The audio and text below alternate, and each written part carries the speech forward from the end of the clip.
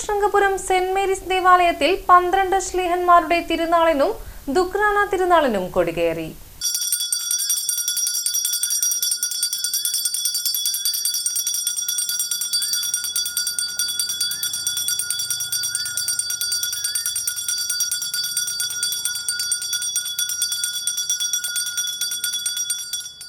കൊടികയറ്റം കർമ്മത്തിനും ദിവ്യബലിക്കും Puthenvelikkara saint George church വികാരി father John Paul ഈയണം മുഖ്യകാർമ്മികത്വം വഹിച്ചു.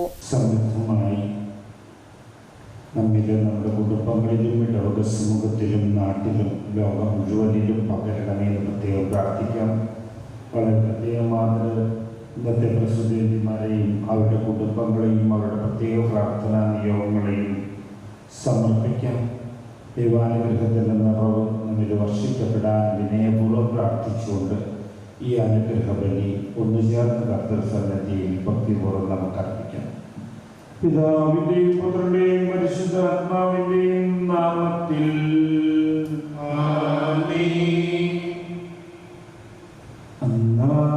പെസഹ തിരുനാളിൽ കർത്താവരുളിയ കൽപ്പന പോ തിരുനാമത്തിൽ ചേർന്നിടാം ഒരുമയുടെ ബലി അർപ്പിക്കാം.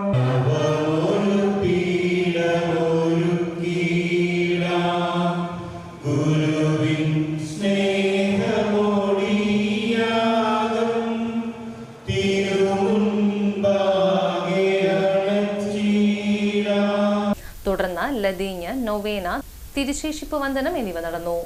ഈ മാസം 22 മുതൽ ജൂലൈ മാസം 3 വരെ വൈകിട്ട് 5:30 ദിവ്യബലി, ലതീഞ്ഞ്, നൊവേന, തിരുശേഷിപ്പ് വന്ദനം എന്നിവ ഉണ്ടായിരിക്കും.